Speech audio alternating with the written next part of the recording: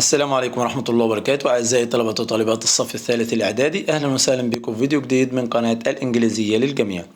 إن شاء الله هنعمل ريفيو النهاردة على امتحان محافظة الفيوم، امتحان اللغة الإنجليزية بتاريخ النهاردة 16/5/2023. تعال نشوف الامتحان مع بعض. أول سؤال معانا هو سؤال الديالوج، بيقول هاجر is talking to ريم. هاجر بتكلم زميلتها ريم about some interesting animals، عن الحيوانات المثيرة. بدأت هاجر بسؤال Are you interested in animals؟ ريم تحب الأنيمالز يا ريم؟ ردت عليها ريم.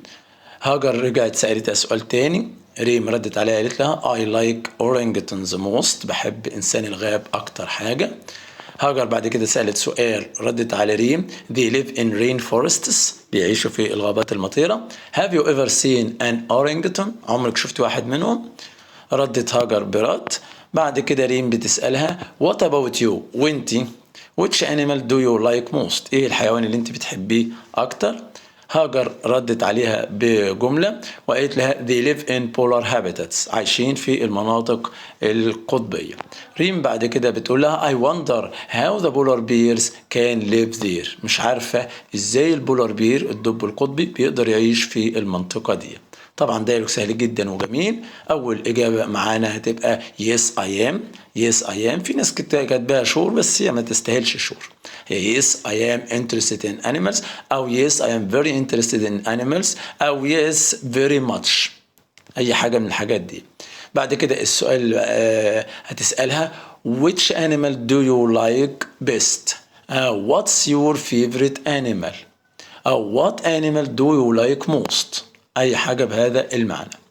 السؤال الثالث هاجر بتسأل Where do they live؟ Where do they live؟ أين يعيشون؟ طبعا سؤال بسيط قوي. والسؤال الرابع أو الرد الرابع على Have you ever seen an orangutan؟ عادي ممكن تقولها Yes I have أو No I haven't. آخر جملة معانا هتقول لها I like polar bears. I like polar bears، أنا بحب الدببة القطبية. تاني مع بعض، هو أكمل بواحدة من الست كلمات اللي موجودة في المربع. طبعا الكلمات دي قلنا بيبقى فيها كلمتين أو اختيارين على الجرامر اللي هم عندنا will send و would send، وبقية الكلمات هنختار منهم واحدة.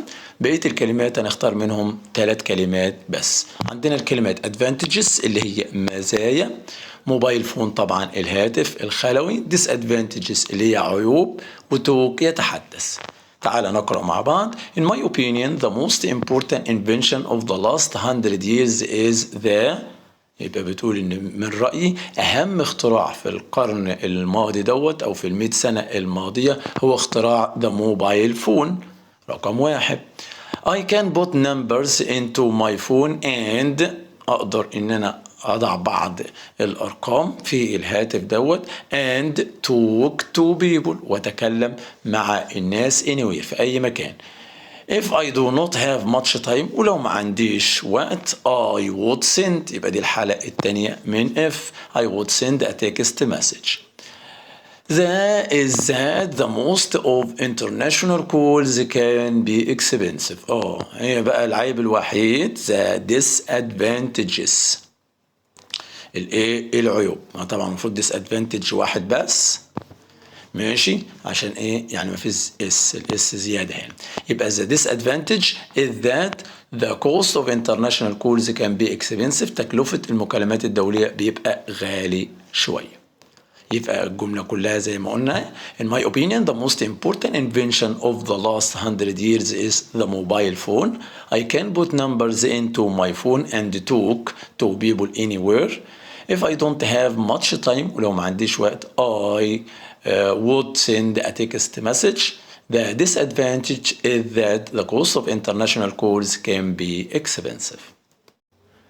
ونشوف السؤال الثالث هو سؤال القطعة، بيقول nothing can live without energy، مفيش حاجة تقدر تستغني عن الطاقة. People, animals and plants need energy to live، يبقى الكائنات الحية الإنسان والحيوان والنبات محتاج الطاقة ديت عشان يعيش. and machines need energy to work، وفي نفس الوقت الآلات محتاجة الطاقة ديت عشان تشتغل. most of the energy we use still comes from fossil fuels، معظم الطاقة اللي احنا بنستخدمها دلوقتي مصدرها الوقود الحفري like coal, oil and gas زي الفحم والبنزين أو البترول والغاز الطبيعي. We call these non-renewable forms of energy ودول بنسميهم مصادر الطاقة غير المتجددة because they are limited لأنهم محدودين، يعني اللي بيخلص خلاص ما بيرجعش تاني and expensive ومكلفة في نفس الوقت. The use of fossils increases the amount of carbon dioxide in the atmosphere. واستهلاكنا لهذا الوقود بيزيد من نسبة ثاني أكسيد الكربون في الغلاف الجوي and pollute وبيلوث the environment البيئة في نفس الوقت. Now water and wind are used to produce electricity. ودلوقتي المياه والهواء ممكن استخدامهم كمان لإنتاج الطاقة الكهربائية.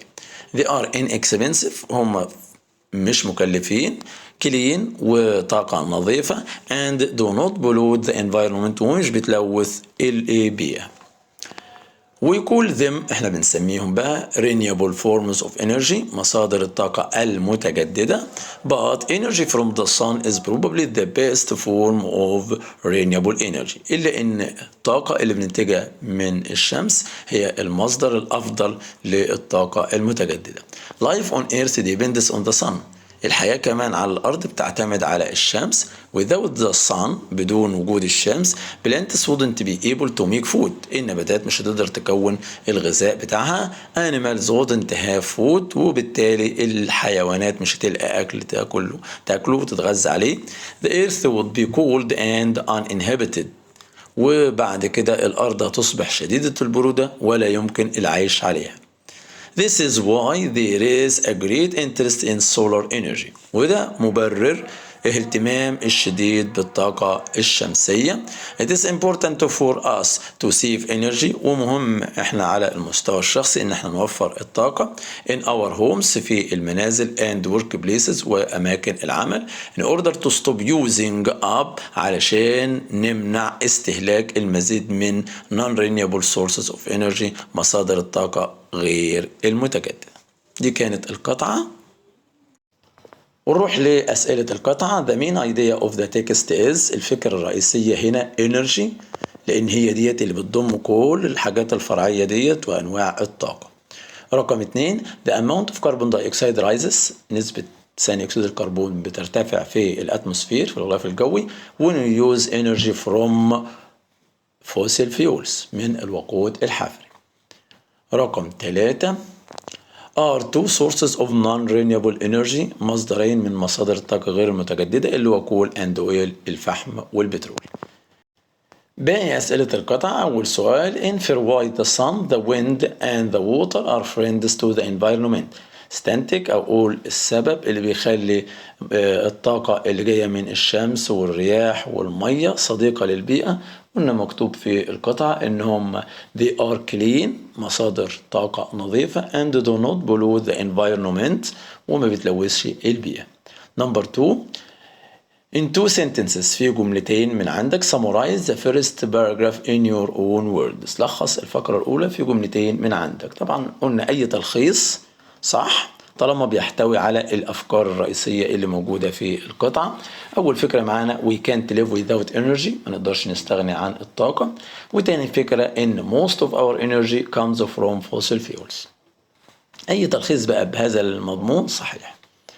رقم 3 it's necessary to use the solar energy مهم جدا إن احنا نستخدم الطاقة الشمسية. give reasons ادي الأسباب بتاعتك. طبعا هو ذاكر في آخر فقرة إن إحنا محتاجين نتوقف عن استخدام النون renewable energy علشان نحمي مين البيئة بتاعتنا. يبقى to stop using up non-renewable forms of energy أشكال الطاقة البديلة اللي هي الفحم زي ما قلنا كده والبترول والغاز and protect the environment وبالتالي نحمي البيئة and ourselves وأنفسنا.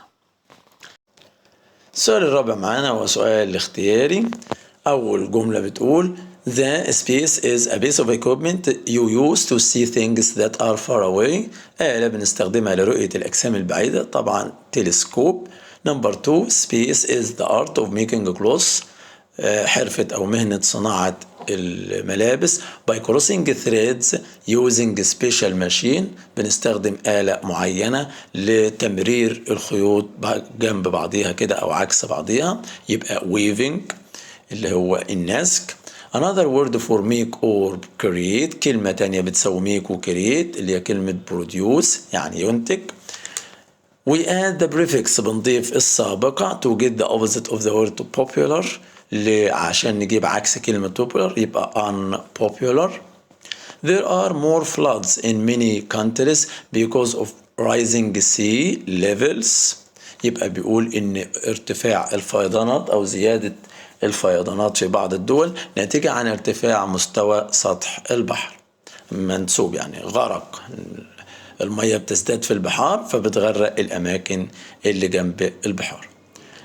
آخر جملة معانا newspapers, magazines, televisions, the internet and other forms of communication are all types of media. قلنا كل دول كده اسمهم وسائل الإعلام.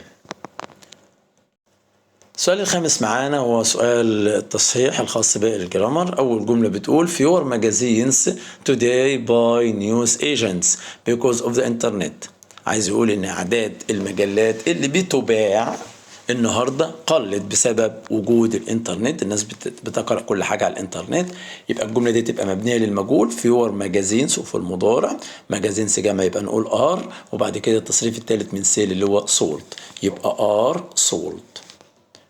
رقم 2 هبة the space her housework for 2 hours بقالها ساعتين. She has not finished yet لسه ما خلصتش، يبقى أنا كده عايز زمن المضارع التام المستمر يبقى نقول has been doing.